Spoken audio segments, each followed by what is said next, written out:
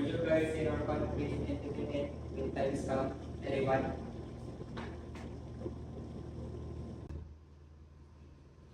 I would not, sir. I want filterize my answers because I'm answering a question from this subject.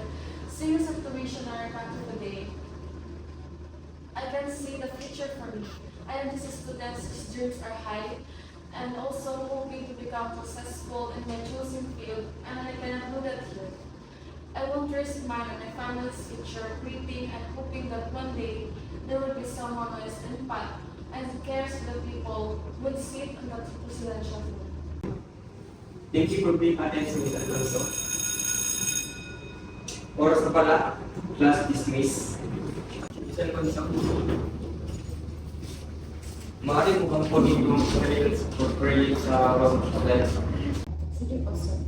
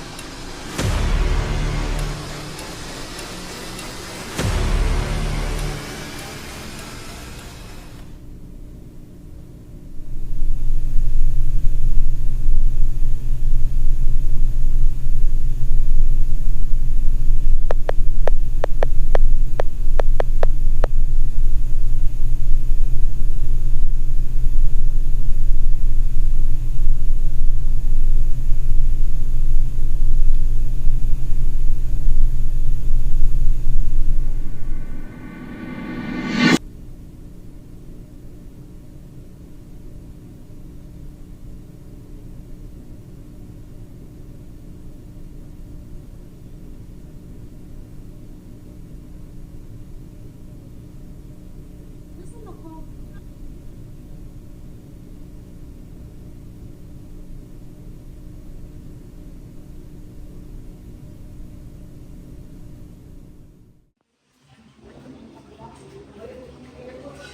Paano? Paano ka napunta dito? Ano ba nangyayari? Totoo ba ito? Nananaginip lang ba ako? Pinaglono ko lang ako. Aray! Masakit! Ibig sabihin, hindi ako nananaginip. Kalokohan to sigurado. Maria! Nandito ka pala!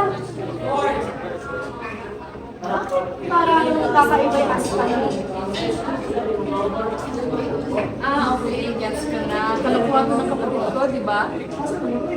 Kalokohan? Nagsasabi mo. Ang daya niya, ha? Pwede lang naitigil yan. Ayan. Hindi yan ang pinagsasabi mo. Maria, bakit nandito ka pa? At bakit hindi ka pa naghahanda? Talaga? Saan? Para sa okasyon. Anong okasyon? Nakalimutan mo na ba? Nasa loob tayo ng paninirang paaralan. May darating na napaka-importanting bisita. Bisita? Oo, ang pinsan ng Gobernador General, ang iyong sikat na manunulat. Isang paralang paninirahan. Isang espesyal na okasyon. Isang manunulat. Pamilyar. Masyadong pamilyar. Ito yung kwento. Yung kwento ko.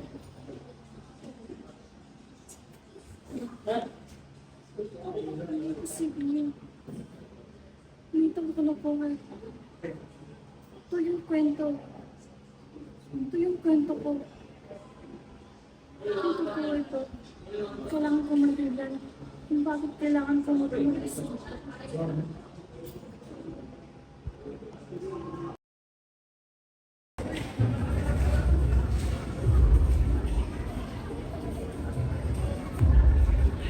Pag-isip ka, please. Susunod dito ang kwento. Ang susunod mangyayari. Nakita siya.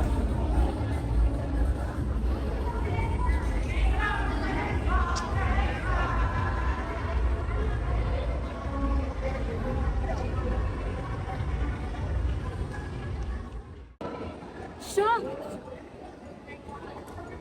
Siya yung kontrabida. Ang pangalawang bida mong mamatay. Pero bakit parang iba siya?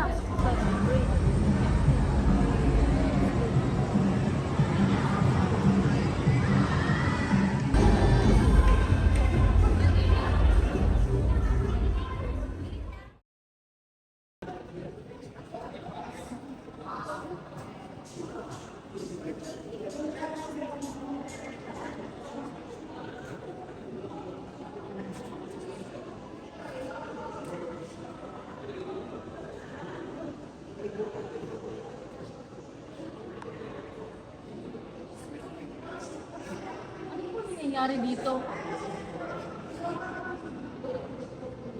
Beams ka nila, wala kang nakita mali. May ganat na nangarap eh. Opo. Wala naman ako nakita ng mali.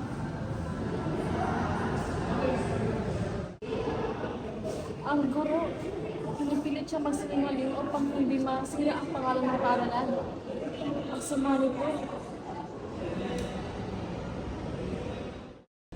Si Hiraya, ang pangunahing babae ng aking kwento.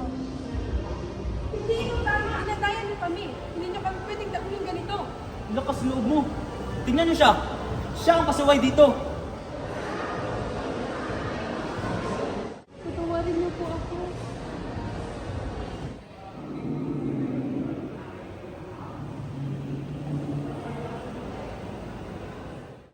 Hindi.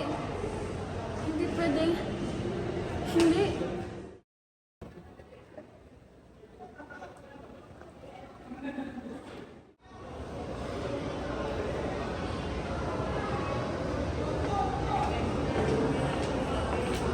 Kaya tila naniligaw, binibini.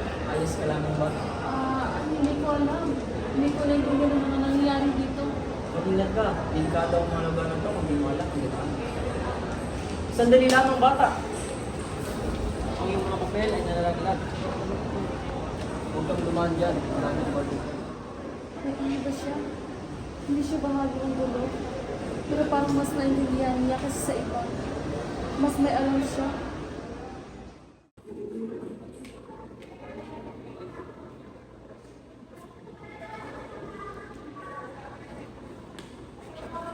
Huwag kang basta-basta namin punta sa kabila ng walang plano. Sunod ka sa akin ang bahala sa iyo. Sensya na. Ang galing niya. Akala ko maging katulad siya ng iba.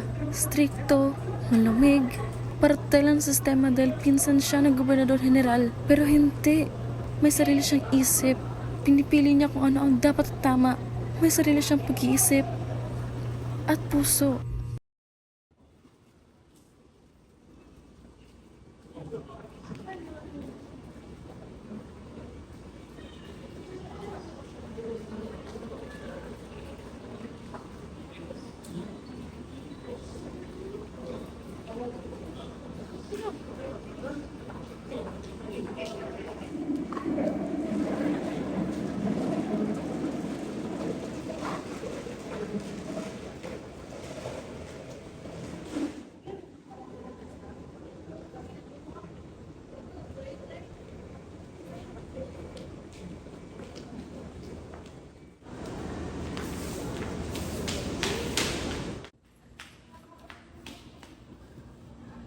Bilis mo palang tumakbo. Nakakatakot, Abel. Pero kinaya mo. Hindi ko kayang panoorin ang lahat ng ito. Mga estudyanteng binubugbog, mga pamilyang pinapalayas. Mali ito. Alam ko, pero kailangan natin mag-ingat. Isang mali lang, delikado ang buhay natin. Gusto kong tumulong, Abel. Basta pangako mo sa akin na ingatan mo ang sarili mo. Dikit ka lang sa akin at huwag kang lumayo. Napakabuti ng tao, Abel. Nakakuha ba ang lahat? Oo, pero kailangan para natin mag-ingat kasi binabantayan pa nila tayo.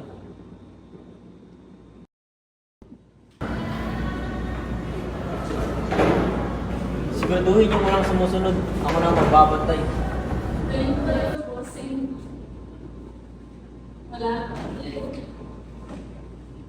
Sa tuwing kasama ko siya, parang kahit papaano, gumagaan ang pakiramdam ko sa gitna ng gulo.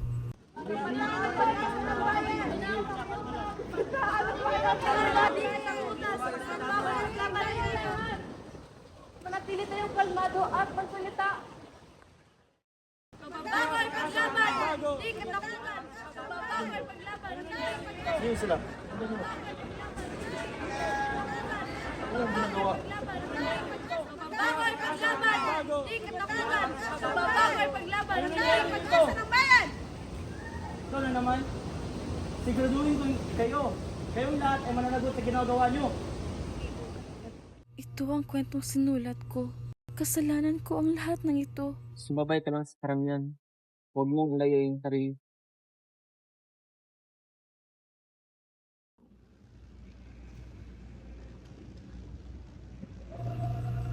Hindi siya ang kontrabida. Sino ka ba talaga? Hindi sana ang itatanong ko sa iyo. Eve? Pangalan ko. Pangalan ko sa totoong buhay.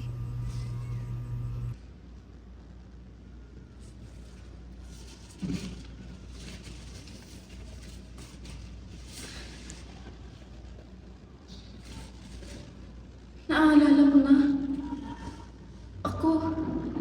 Parte din pala ako ng kwentong ito. Hindi ka lang sa tauhan. Sa wakas, hindi lang ako basta parte ng kwento mo.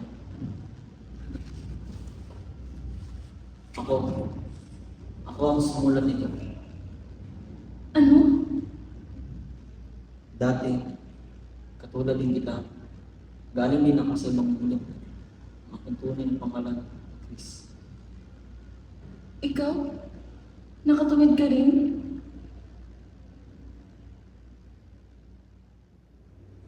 Sarili ng presidente na biglaan na napunta rito. Doon, nakilala kita. Hindi ka dapat naging malaga sa akin. Pero naging malaga ka. Dahil sa isang naging na labanan, nagkapalitan ng ating mundo. Iwan ako dito, at ikaw naman ang napunta sa mundo. I stole your life, Abel. No, hindi. Kung ganun, aayos na ko. Ibabalik ko ito sa'yo, Abel.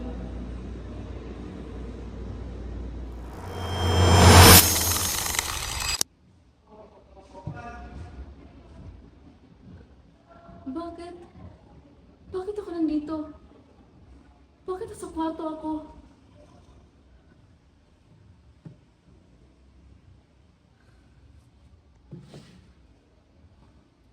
Nothing changed.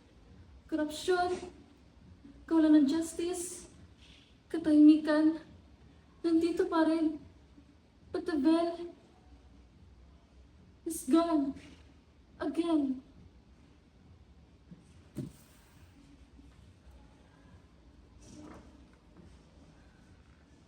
Abel,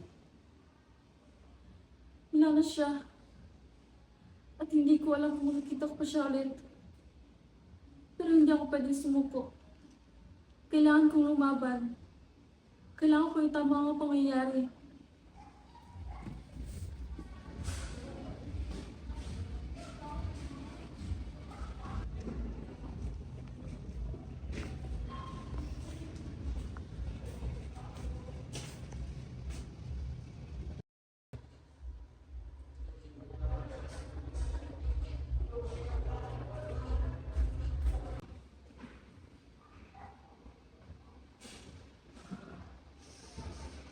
Sa bawat desisyon na gagawin ko ngayon, I'll do it for him.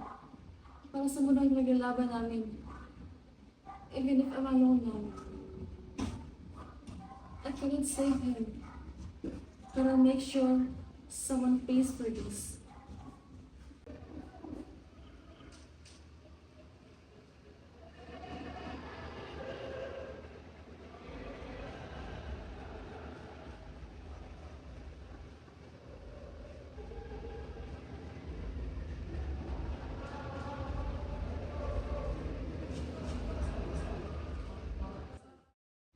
One at a time.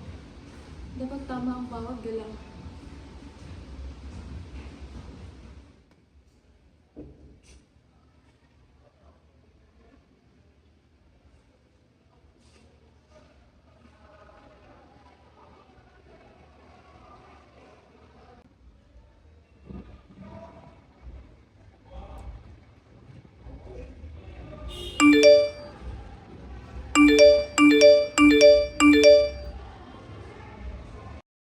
Ay, itong kaibahan na to.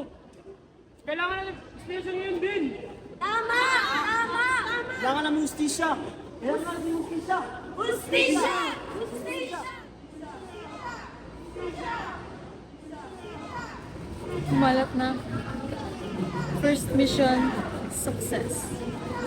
Hindi pa ako tapos. My revenge has just only begun.